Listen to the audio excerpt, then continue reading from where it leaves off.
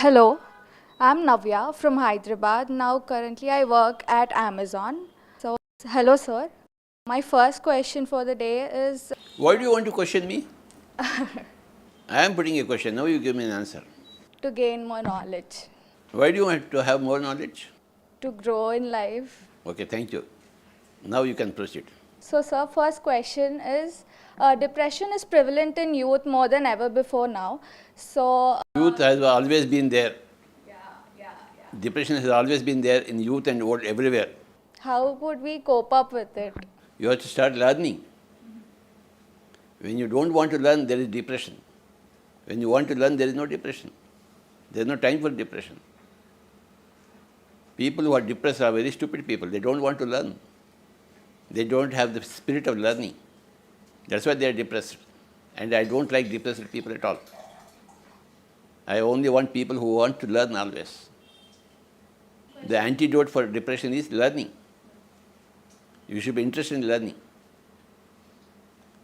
I'll give you some examples. Bal Gangadhar Tilak was sent to Andaman jail for 5 years. He didn't go into depression. Veer Savarkar was in Andaman jail for 25 years in one cell. He did not become depressed. Why have you become depressed? Jesus Christ was being nailed on the cross. He didn't have any depression. Why are you getting depressed? There are many Sikh gurus who were put in boiling water by Mughals, emperors. They didn't get depressed. Why are you getting depressed? One couple are there in America, husband and wife. Husband wanted the wife to get water from the bathroom. Something happened to his body. The wife said, "You go and get your own water." So the husband got depressed. My wife is not listening to me. These kinds of depressions are they all useless people. So all the depression that you are talking, they are all useless people. No Jesus was depressed.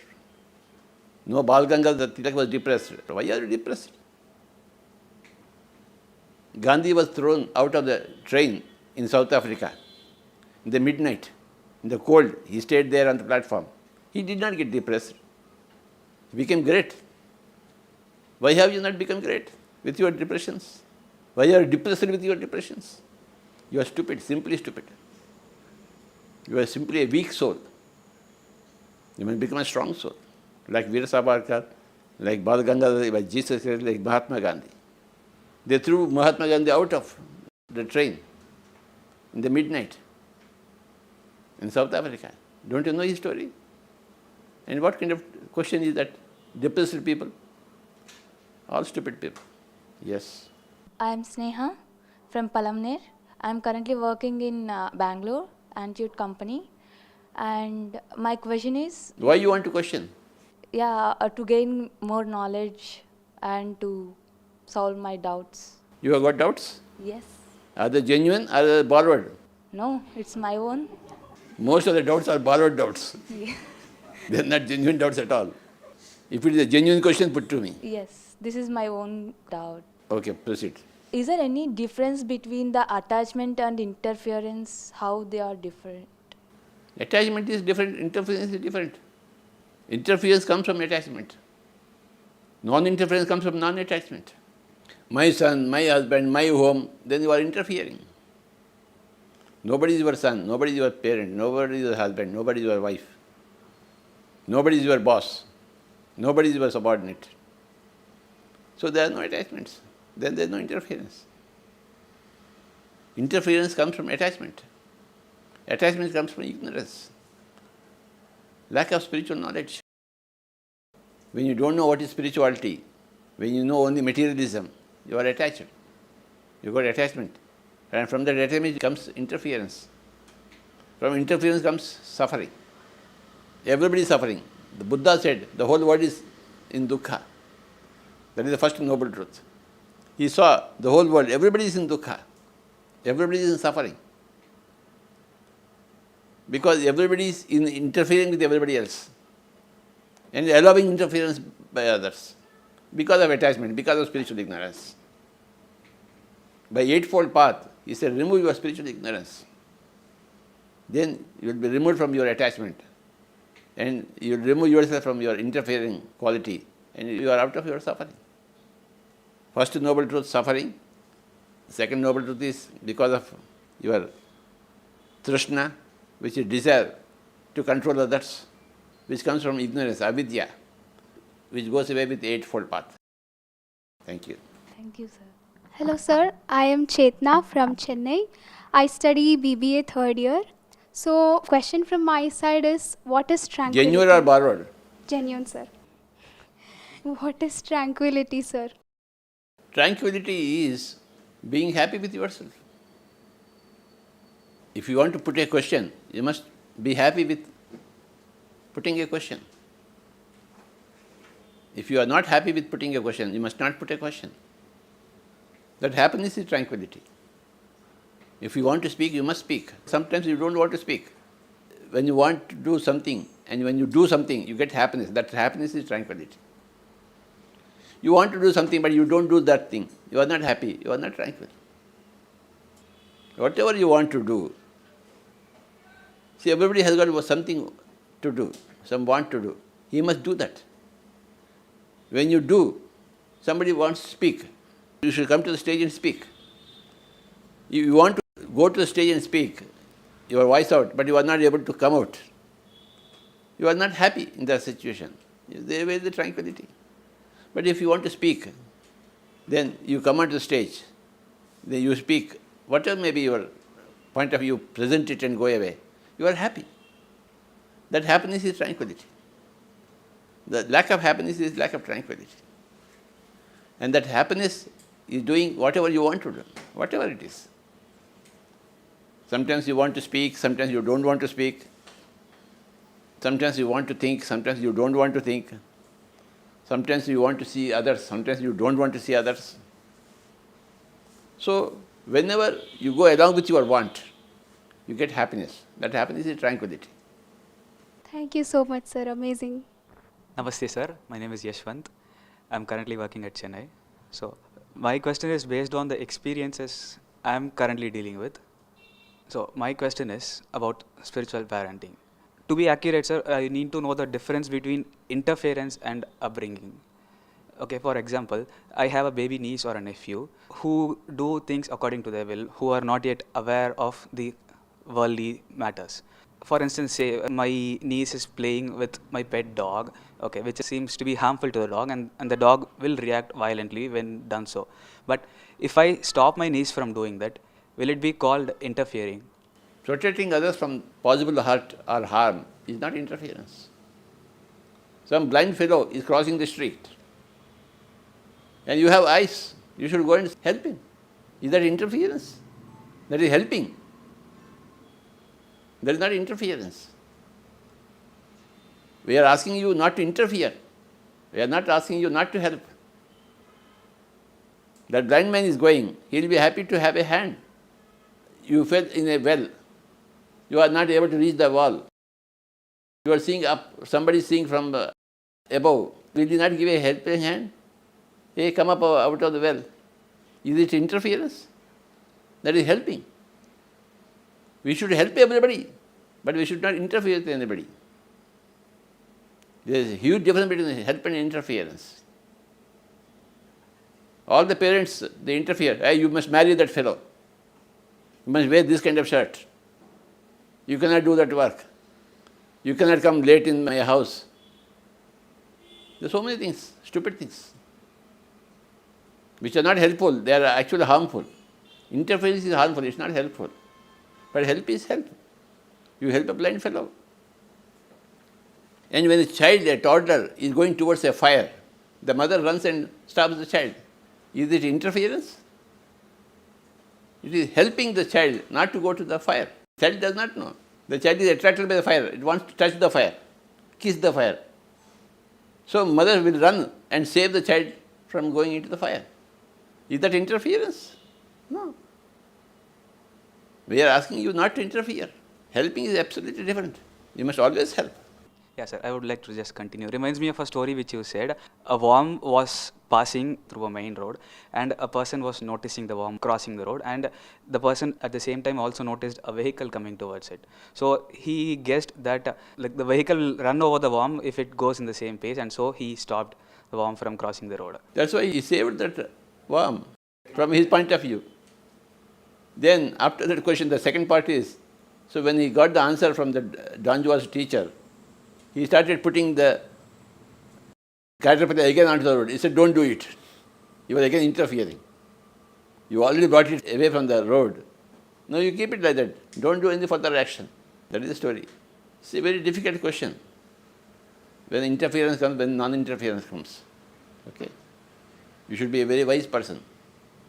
Use your common sense in every given situation to define what is interference, what is non-interference. Okay? A small baby going towards fire, you stop that baby. But a Japanese saint who wants to end his body by burning himself, we don't stop him. It is his choice. He is an adult. We have nobody to advise him. He knows everything. He knows much more than what you know. How are you going to advise him? No. So the case is different. No two cases are the same. Okay. So every case has to be understood differently. And you must apply the principle of what is interference, what is non-interference in every given case. Thank you, sir. So, sir, how do we control our overflow of thoughts we get in daily basis? See, not only thoughts, their overflow of speech is also there. Overflow of movements is also there. Overeating is there.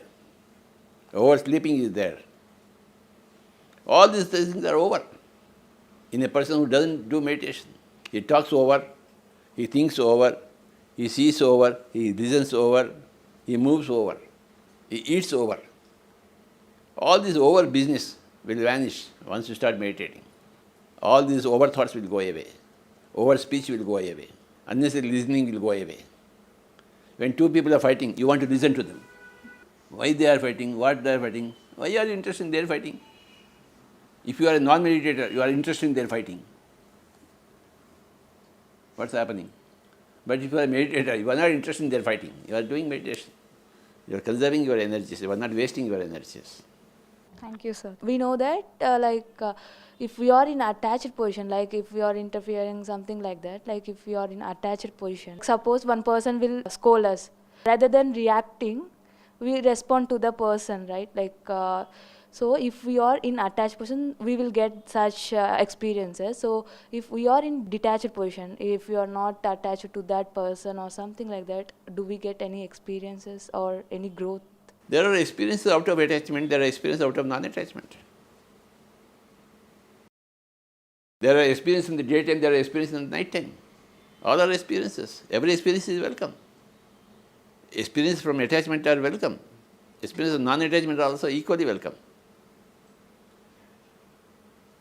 Where you have to be attached, you have to be attached.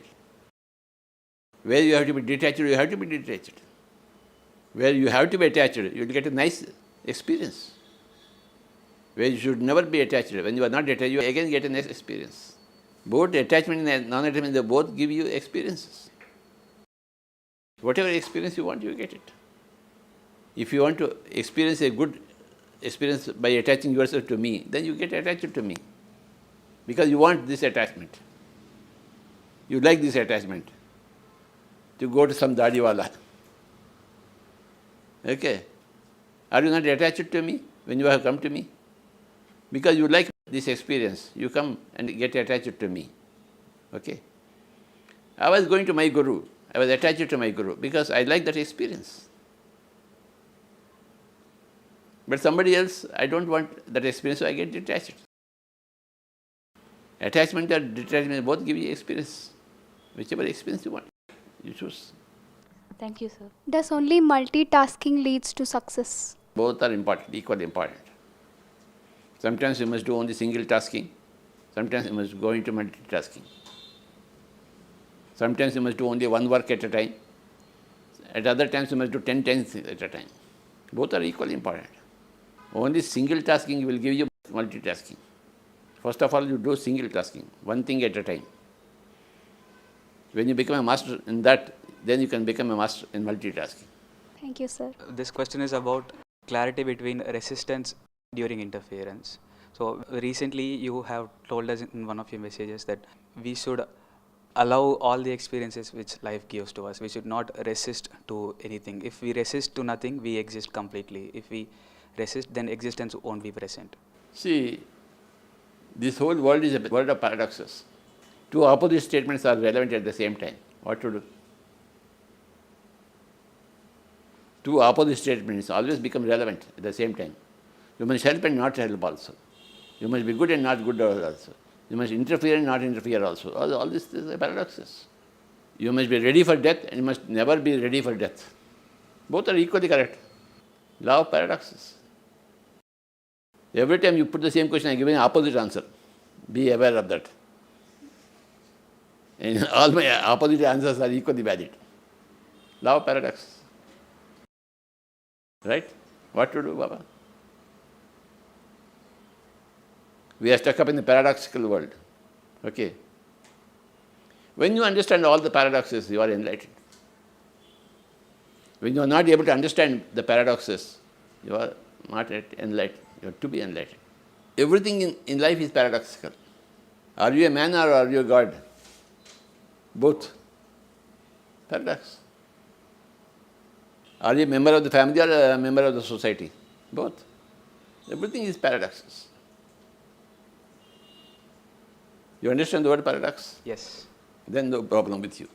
So, sir, the question here is, like, I'm giving you a situation. So, you said it depends on situations, right? So, ourselves being a meditator, when a non-meditator, because of ignorance, is trying to interfere with our lives, are we supposed to resist his interference or are we supposed to accept his interference? There are two things. As Vivekananda said, Swami Vivekananda, in matters of opinion, swim with the current. In matters of principle, stand like a rock. If it's just a small thing, swim with the other fellow. Agree with the other fellow, even if it is stupid. But if it is a matter of major importance, you stuck with yours. Yes. Thank you, sir. So, sir, I've seen a recent interview in which you mentioned that plucking a flower is harmful. Yes, I agree, because it should fall in a natural way. But considering vegetables and fruits, when we pluck them, isn't that harmful? See, when you are eating a flower to quench your hunger, a cauliflower is a flower. But flower is a food. Food is essential for you. And the plant is food for you. If it is food, then you take the flower, or the leaf, or the stem, or the root. But if it is not food, why are you taking it? Doing for some puja? No. Plucking a flower for puja is wrong. Plucking a flower and eating it is right, if you are hungry. If you are hungry. But puja, I am against that puja. Or ladies put them in the head for show. That show I don't like it. I'm against it too. Very good. Thank you, Baba. But for eating, if you want to eat any flower, there are many people who eat flowers and leaves. I have seen many yogis, they just eat the leaves and sustain themselves. So that is not violence. That is normal order of things. When a tiger is eating a goat, is it violence? It is normal for it. The tiger has to eat the goat. The tiger won't eat the plants, leaves. But for you, you have to eat the plants and leaves. When you are eating, it is not violence. It is natural order of things. Okay. But if you want to do puja with it, by killing it, no, I don't like it. I am happy you also don't like it. I heard that if we hold our emotions, it will become like emotional blocks. So how we can clear those blocks? Paradox. In some situations, you have to hold your emotions. In some other situations, you have to express your emotions. If somebody is eating meat, I express my emotion. Hey, idiot! You are a murderer. You are a brute. Once I was being interviewed by some lady from America. over the phone a few years back. The interview started well. But in the middle of the interview, I got angry with people who are eating meat. She got offended, she stopped the interview. So I get emotional. Is it right or wrong? Great thing. Okay. Both right and wrong. Right from my point of view, wrong from her point of view. If you ask her, she will say, how can he yell out at people who are eating meat? Meat is proper for them. They want to eat whatever they want to eat. No. So, there are situations we have to express your emotions, there are situations you have to control your emotions. Paradox. How to be more confident in everything we do? Before you do anything, you start doing meditation, then you will be confident in that particular thing. Before you do any work, start meditation. Then you will be automatically confident in the work. That meditation gives you the necessary energy, necessary intelligence. When you lack that energy, when you lack that intelligence, you can't perform confidently. So this question is about association. We should associate with people who are of similar or higher frequency for our growth. But in some points of life, either we choose or we are provided a situation where we need to deal with people with lower frequency. Like for example, a soul with a sattvic guna has to deal with, or either chooses to or has to deal with. See, there are two types of people around you. People who are at a higher vibration and people who are at a lower vibration. Only two people. Any person whom you meet, you say, oh, this fellow is higher than me, or this fellow is lesser than me in vibration. Okay. Now, both these situations are opportunities for you. If you find a person who is vibrating at a higher level, you got an opportunity to learn from him. And if you got a person with a lesser vibration, you got an opportunity to teach. If he is willing to learn. So, you interact with all types of people, high and low. Whichever person comes in front of you, see whether he is high or low. If you are high, if that fellow is higher than you, you learn from him. If he is lesser than you try to teach him. When you teach, you learn. When you are utilizing your time properly. So, either people are at a higher level or at a lower level, lesser level. But you can use your time properly with everybody. Right now I am using my time properly with you. I am answering your question, isn't it? And when I am answering your question, I am learning myself. Teaching is the best way of learning. So you have an opportunity for learning, you have an opportunity for teaching, you have an opportunity for learning through teaching. Okay? Thank you, sir. So, sir, most of the time the truth is bitter and it's so hard to accept. And so, how will we. Truth is not bitter, truth is sweet. Untruth is bitter, sorry. Okay. Untruth is always bitter. Truth is always sweet. You must change your statement. Okay. But, sir, most of the time it seems to be bitter, though it is sweet. Right? So. It seems bitter from the point of the mind. It is sweet from the point of the soul. The mind is always against truth. That's why it says, hey, truth is bitter. But the soul says, truth is very sweet. Thank you very much. Thank you so much, sir, to spend this time and explain our doubts. Thank you so much. Did I trouble you a lot? Or you troubled me a lot? I think it's me troubling you. Or we combinedly troubled everybody else? Might be. The PMC is troubling everybody. The PMC is challenging the mind of the world. Thanks to PMC. Thanks to PMC. For challenging the mind of the world. And PMC is attracting the soul of the world. Challenging the mind of the world, but attracting the soul of the world. Jai Ho PMC. Jai Ho PMC. Thank you.